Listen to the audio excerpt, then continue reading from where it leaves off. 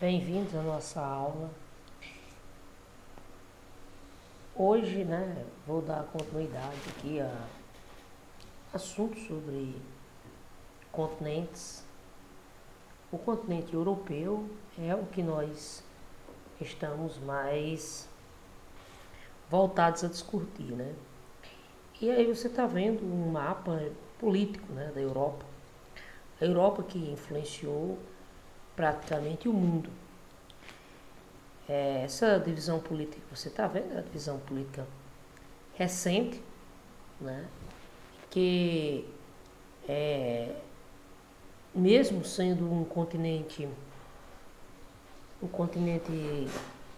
de território, né, relativamente pequeno se comparado à América, à Ásia, né, a Europa ela influenciou muito, né, e ainda influencia a sociedade moderna, certo? Ela é formada por muitos povos e culturas diferentes. Ao longo da história, as grandes ocorreram grandes ondas, né, migratórias, tanto dentro do continente europeu, como do continente europeu para outros territórios, que permitiu aí uma fusão, né, de várias culturas, e tendo como resultado, né, tanto a influência da Europa em outras culturas, como também o próprio europeu sendo influenciado. Então, o continente europeu ele está localizado completamente no hemisfério norte. Algumas informações físicas, né? Aqui é cortado pelo ciclo polar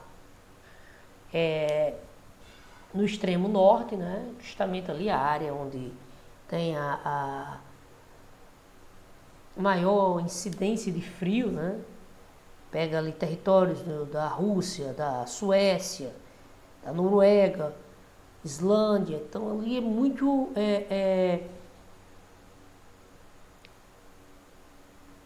frio, né? A partir do paralelo 60, o inverno, se na Europa, na maior parte do continente já é rígido, né? A partir do paralelo 60 fica mais intenso, né? E aí o que acontece? Como eu já mostrei, o clima, né, é um clima temperado, maior parte do território, e apresenta, né, uma variedade de vegetal, principalmente aquelas florestas com aspecto, né, mais alaranjado, tem um tom alaranjado, né, na formação vegetal da Europa. Quanto mais vai se aproximando do extremo norte, mais a diversidade de plantas vai diminuindo e tendo um predomínio aí de pinheiros, né? Florestas, de certa forma, com a predominância de vegetações homogêneas. Bom, é a partir também da Europa, né? Nós temos então as referências do meridiano de Greenwich, que é uma forma, né, de orientar-se. Bom, o continente europeu, formado aí por 51 países, então ainda destaque aí para a Turquia e a Rússia, né, que seus territórios fazem parte também das terras asiáticas, né, e as limitações do território europeu, você vai ter aí as fronteiras, poderia dizer, as fronteiras naturais, como por exemplo, entre a Europa e a Ásia tem os montes Urais, né? Essa parte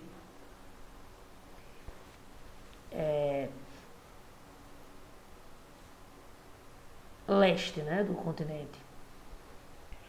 Ao sul, né, dos montes Urais, você tem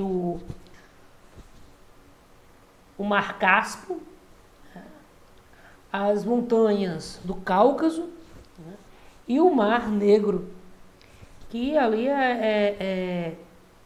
já é então também essa limitação de fronteira natural com a Ásia, continente asiático.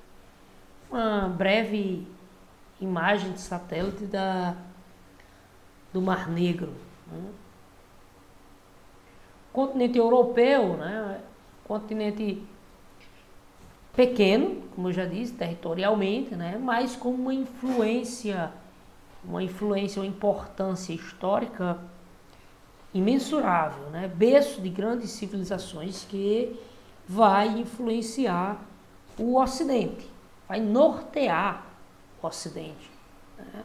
Como o civilismo, né, da civilização romana, né? A civilização romana ela foi caracterizada pelo aspecto jurídico, né? Passou a orientar e ser referência no mundo. Então, isso se espalhou para todo o mundo, certo? A forma de estruturar a sua administração que os romanos tiveram, né, no auge do seu império. Os gregos, com a sua influência filosófica, né, que é, digamos aí, a base de grande parte da ciência, né? E eu ainda menciono aqui também o aspecto religioso judaico-cristão, certo? Que é a base, então, da civilização ocidental, né? Base da civilização ocidental. Então, eu destacaria basicamente aí a influência no aspecto civil romano, o aspecto filosófico dos gregos e a influência, né, religiosa judaico-cristã, que vai determinar esse berço de civilização que é a Europa. Então vão ser esses aspectos aí que vai levar a civilização romana ou a cultura ocidental, né, para vários territórios. Aí imagens do Parthenon de Atenas, na Grécia, e do Coliseu Romano. Eu poderia dizer aqui imagens da grandiosidade, né, que foi esses povos. Então, o continente europeu possui um amplo litoral, né, muito recortado, com golfos, penínsulas, mares, que facilitam o transporte marítimo, certo? Então, aqui vocês estão vendo aqui uma imagem da Península Balcânica, né, onde se localiza a Grécia, né, os Balcãs. Né, e essa península, politicamente, também é uma área muito instável. Você vê isso depois. Então, o continente europeu, ele teve um destaque desde aí do Império Romano, né? Ele passou a um processo de expansão sobre outros territórios. Conforme a história ela foi avançando, né, ocorreram momentos também que os europeus eles foram invadidos por outros povos, em especial os muçulmanos. Não é à toa que vai ocorrer um período de guerra na Europa, conhecido como Guerra da Reconquista, né? Que era basicamente a expulsão dos povos muçulmanos, principalmente da região da Península Ibérica, onde hoje corresponde Portugal e Espanha. Então, historicamente, sempre o território europeu ele esteve envolvido em conflitos. Vocês podem aí folhear a história, vocês vão ver, né, as famosas guerras 30 anos entre França e Inglaterra, Guerra dos 100 anos, Guerra dos 7 anos, e sem falar nas guerras napoleônicas, que muito mudou o contexto geopolítico, né, da época do século XIX, mas nenhum desses conflitos foi tão impactante como a Primeira e a Segunda Guerra Mundial, certo? A Segunda Guerra Mundial ela vai ter aí um peso enorme. E após a Segunda Guerra Mundial, a Europa ela passou a vivenciar uma disputa entre potências econômicas que necessariamente não estavam no centro da Europa, né? Então você tem aqui a disputa que vai se estabelecer pós Segunda Guerra Mundial, vai ser a famosa Guerra Fria. Guerra Fria. E essa disputa, né, ficou de um lado os americanos liderando o bloco capitalista, do outro lado ficou os soviéticos liderando o bloco socialista. No entanto, os soviéticos eram um imenso império russo, né, mais os territórios que eles anexaram, e o capitalismo tinha como parte principal, né, o líder, os Estados Unidos. Então a Europa, ela, nesse momento aí, pós Segunda Guerra Fria, né, durante a Guerra Fria, ela se torna um tanto que coadjuvante, embora o seu território tenha sido palco dessas disputas. Bom, importância econômica, né, o famoso G7, né, o grupo dos países mais ricos do mundo. Nós temos aí a presença de 4 países europeus. Se for considerar o G8, que também, foi incluída a Rússia, né, também é europeu. E mostra assim que pós-Guerra Fria, pós-Segunda Guerra Mundial e durante a Guerra Fria, os países da Europa eles tiveram uma recuperação econômica. Devo destacar que esses países eles foram dizimados praticamente e reduzidos após sua estrutura. E pós-Segunda Guerra eles iniciaram um processo de reconstrução de suas economias, grande parte financiado pelo famoso Plano Marshall, implantado pelos Estados Unidos, e até hoje, né, são países que apresentam uma grande dinâmica econômica. Destaque aqui, de longe, para a Alemanha, né, que foi um dos países mais castigados durante a Segunda Guerra Mundial, e hoje é a principal economia da Europa, indiscutivelmente. Então, símbolos da imponência europeia, né? Os belos castelos franceses, o parlamento britânico, com o famoso Big Ben, algumas construções da Itália, como aí você vê aí a partes do Vaticano, a Praça de São Pedro e a Torre de Pisa, e a famosa Torre Eiffel em Paris, na França. Bom, a história da Europa, né, ela vai começar a se expandir com um contexto global, né, a partir das grandes navegações. Então, com as grandes navegações, os europeus eles passam a influenciar o mundo. De que maneira? Justamente por meio das famosas embarcações, né, conduzidas financiadas pelos estados europeus. Destaque especial aí para a Espanha e Portugal. Esse processo, né, de grande navegação foi financiado pelos estados europeus, que passavam a iniciar ali um processo de dominação de outros territórios.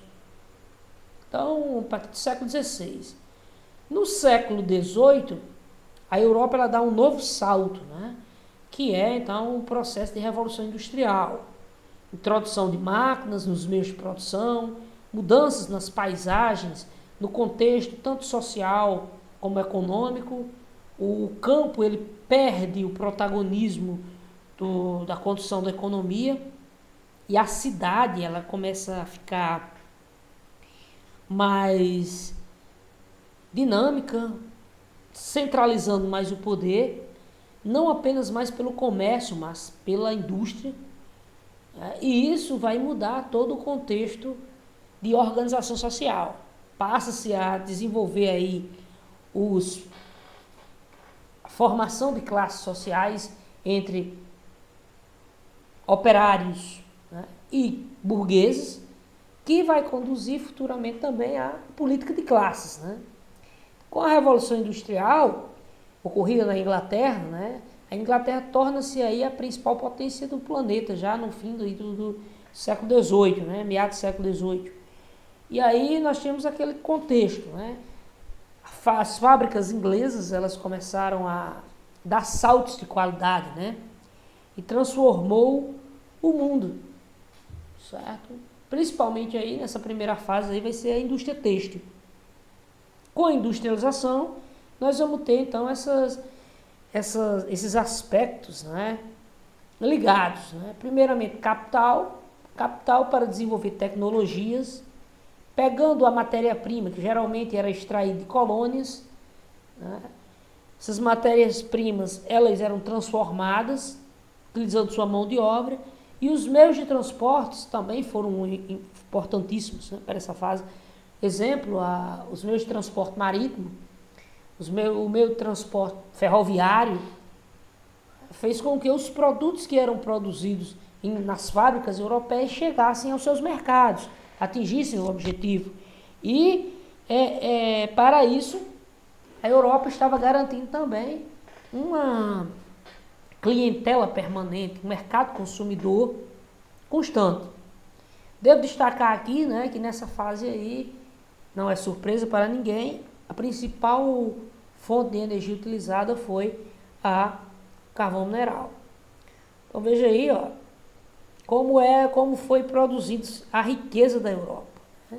Basicamente explorando outros continentes. No caso, o Brasil está nesse contexto, que foi colônia, mas praticamente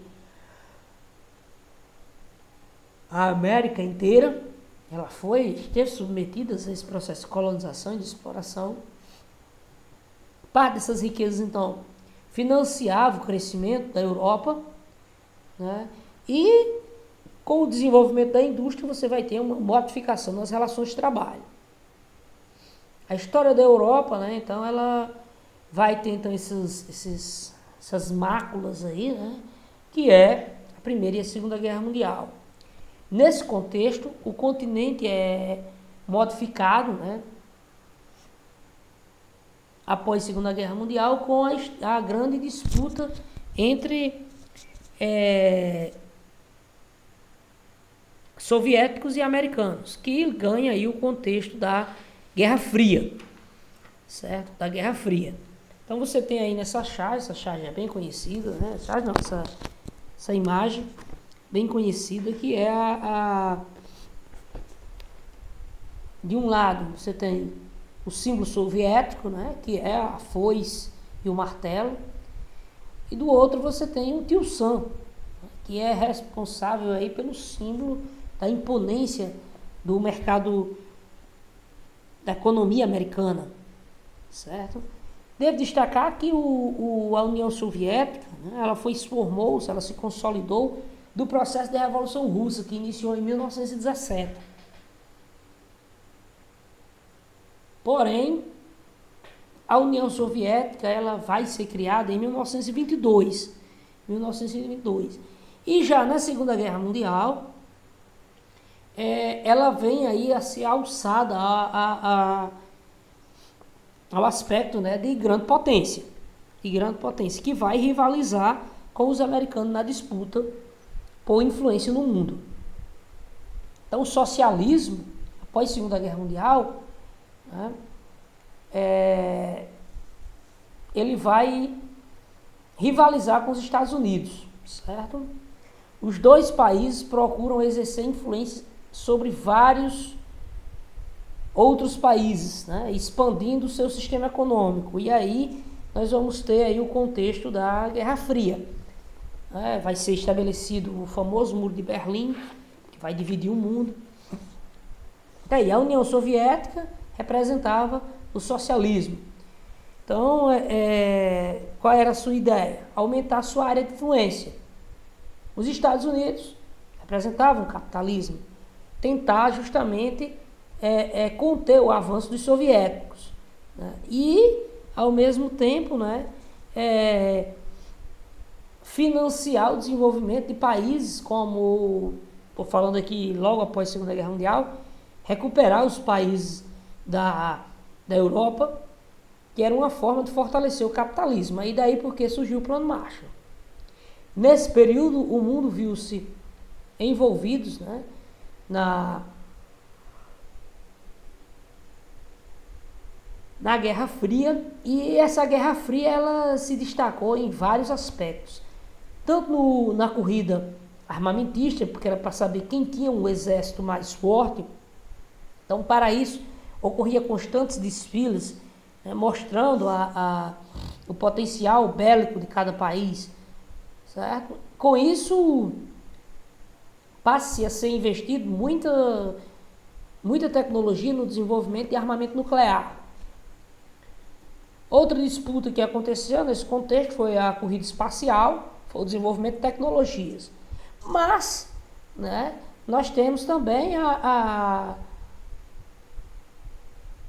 sempre que tinha eventos esportivos, principalmente as Olimpíadas, né, era um momento em que as potências deviam mostrar a sua capacidade. Quem era capaz de formar os melhores atletas? E aí, União Soviética e Estados Unidos, né, sempre estavam naquelas disputas. E quando, um exemplo, tinha disputa pela medalha de ouro que restava americanos e soviéticos, né, nessa disputa, aí, meu amigo, era uma disputa à parte, né, era um verdadeiro show de rivalidade.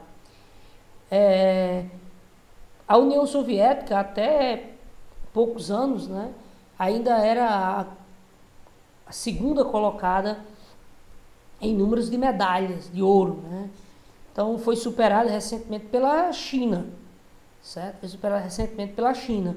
Mas para vocês terem ideia, a União Soviética ela deixou de competir internacionalmente em eventos, né, em 1991. Olhe como a União Soviética era uma potência, né? Bem respeitável. Então, durante a Guerra Fria, os países do leste europeu, como vocês veem aí, esse destaque aí em rosa, né, eles mantiveram-se socialistas, governados por um partido único, que era o Partido Socialista. Devo destacar que isso aí não era por opção, pessoal. Não era por opção, é porque basicamente a União Soviética já tinha controlado o território desses países e impôs um sistema socialista. Na época, a Polônia, né? A Polônia, ela foi socialista, né?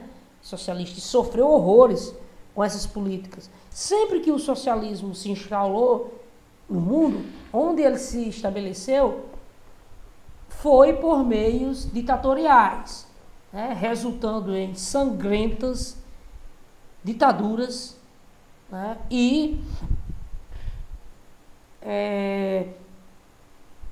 ausência de democracia. Tanto é que hoje na Polônia, vocês podem fazer uma pesquisa, não existe a Polônia, a Constituição polonesa proíbe qualquer partido político que utilize a expressão socialista, partido socialista. Não existe isso na Polônia, é proibido. Por quê? Porque foi um país que sofreu os horrores, né, de uma política ditatorial. Né? E eu acho que eu já citei algumas vezes para vocês, né, alguns desastres humanitários, né, o socialismo, onde se estabeleceu o socialismo, cálculos recentes, né, discussões a respeito de onde se estabeleceu o sistema socialista, enumeram que uma média aí de mais de 80 milhões de pessoas, de 80 a 100 milhões de pessoas durante o século XX, teve suas vidas ceifadas devido às políticas socialistas, de governos que se declararam socialistas. E um dos melhores exemplos aí, eu já citei para vocês, não me canso de falar, né? Vocês pesquisem sobre o Holodomor, né? O Holodomor, que foi a fome que aconteceu na Ucrânia, certo? Entre os anos de 1932 para 33, né? E simplesmente o ditador soviético, Stalin, mandou confiscar toda a produção da Ucrânia, de grãos, certo? Durante esse tempo. E simplesmente as pessoas ficaram sem ter o que comer. Então tem muitas fotos do Holodomor. Na Ucrânia existe até uma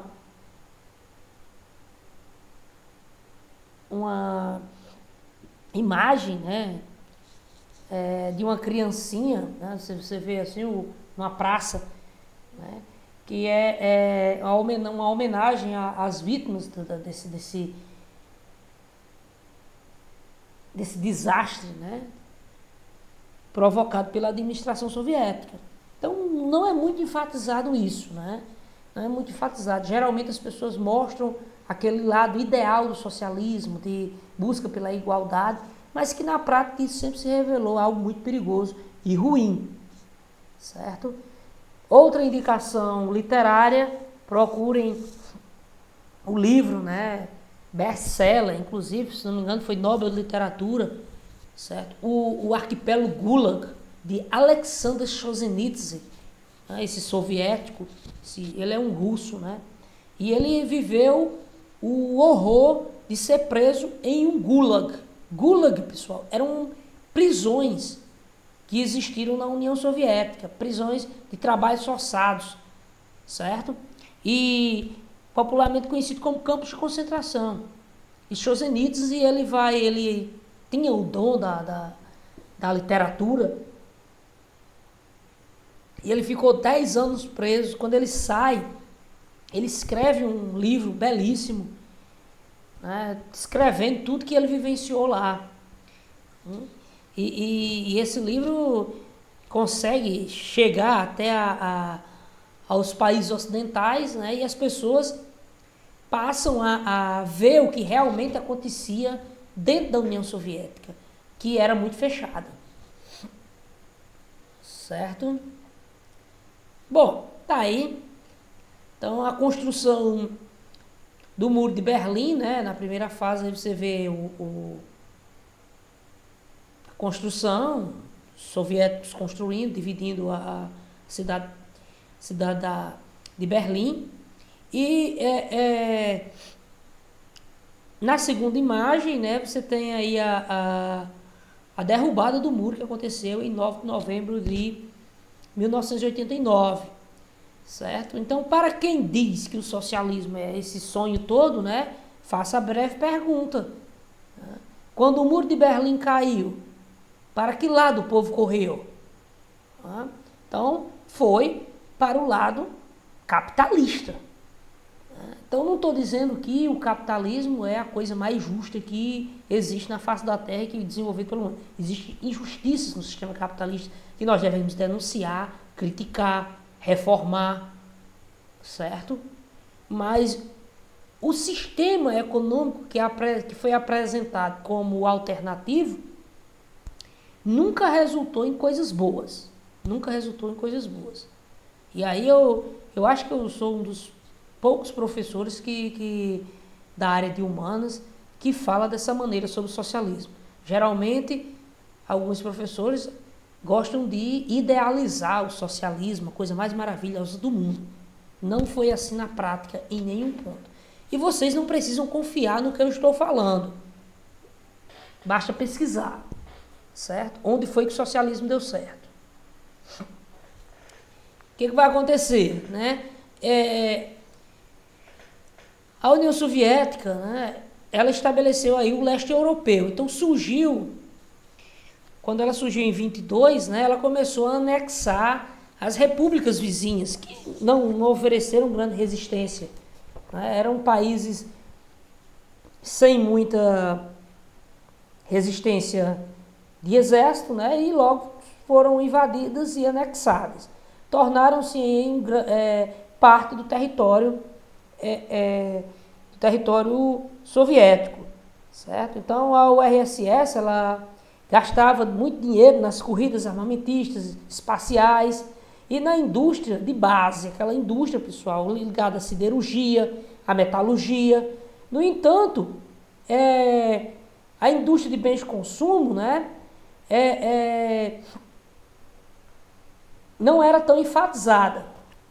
Então essa indústria de bens de consumo era justamente o que acontecia no mundo capitalista. Os capitalistas sempre se destacaram por enfatizar as indústrias de bens de consumo.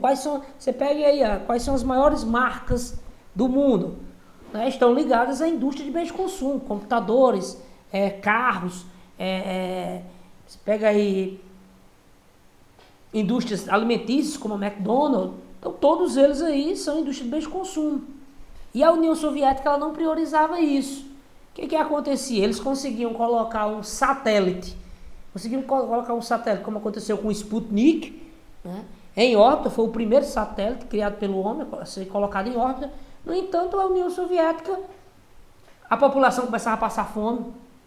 A União Soviética criava foguetes, né, mas não conseguia ter uma televisão de qualidade, um sistema de informação de qualidade, certo? Então, era bem contraditório.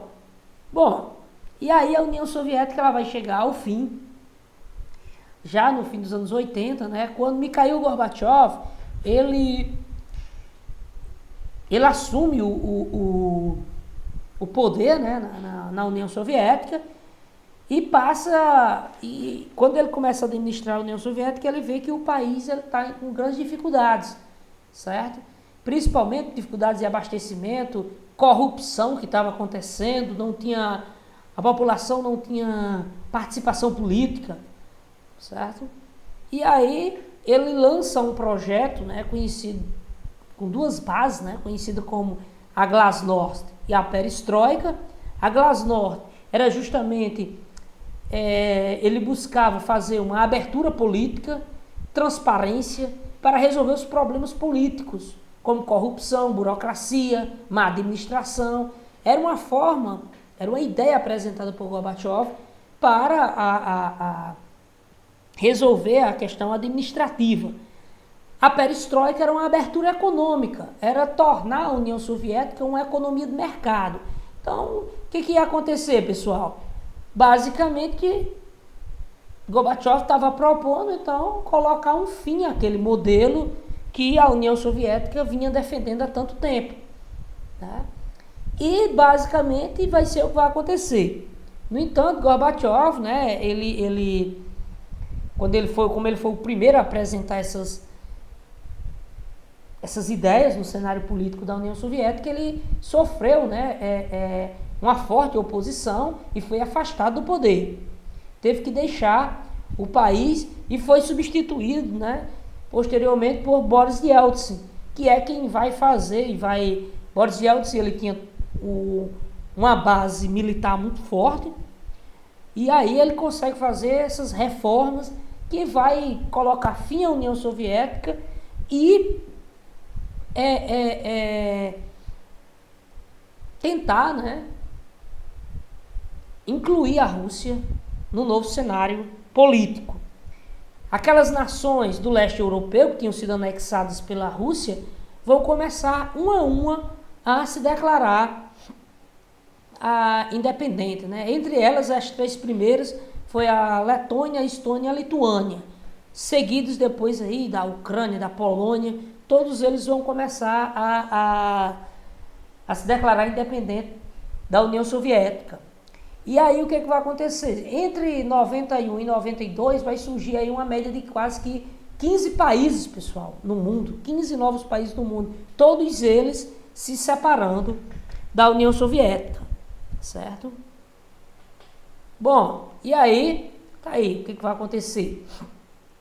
A Alemanha, que tinha vivenciado uma divisão do seu território, né? Desde o fim da Segunda Guerra Mundial. Ela vai ser reunificada em 89. Na Tchecoslováquia, os povos tchecos, né?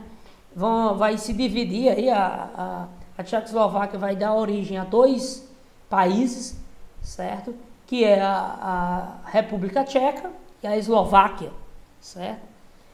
Observe que tudo isso aí, antes, era tudo controlado pela União Soviética. A Iugoslávia, né, vai também chegar ao fim, vai dar origem a vários países, né, como a Sérvia, a Montenegro, certo? Bósnia, Croácia. Esses países aí surgiram da desintegração da Iugoslávia. E até hoje, lá, a região dos Balcãs, ainda é uma região de grande tensão, provocando conflitos. Teve aí um período conhecido como a Guerra da Bósnia, durou, se não me engano, 5 anos.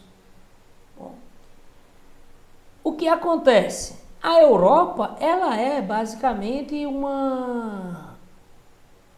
a união de vários povos. O continente europeu abriga uma imensa diversidade de povos, né? Resultado disso, nós temos então uma riqueza cultural, conflitos internos, certo? É o que você vivenciou ali, que eu mostrei ali, um exemplo melhor é a Iugoslávia, que deu origem aí a esses povos a lutar e a buscar independência, né? Ao mesmo tempo, olha aí, você tem aqui a diversidade, né? Todos esses povos. Ao mesmo tempo, você vai ter a prática, né, muito contestado hoje, muito criticado, né, da xenofobia. As minorias étnicas, elas sofrem muito com preconceitos, né, de povos. Então a população se distribui de forma desigual no continente europeu, lógico. As regiões onde tem ali as regiões dos vales de rios, né, como o rio Ren, né, o rio Po na Alemanha, e o Tâmisa, né, em Londres. Então tudo isso ali permite uma área de atração populacional. Essas áreas, né, geralmente é onde se desenvolve a prática aí de um grande escoamento do que é produzido no país. São importantes os rios, são muito aproveitados na Europa. E aí também o contexto, né, de que ao longo de séculos a Europa ela foi mudando ao ponto de a maior parte da população europeia vive em cidades. O campo ele é praticamente despovoado, né? A maior parte da população europeia vive aí, tem índice de urbanização superior a 80%, 85%, 90%, certo? Então isso é um marco, né, que vai permitir uma grande, eu poderia dizer, vivência urbana no continente. Beleza, pessoal? Essa foi a nossa aula. Até a próxima.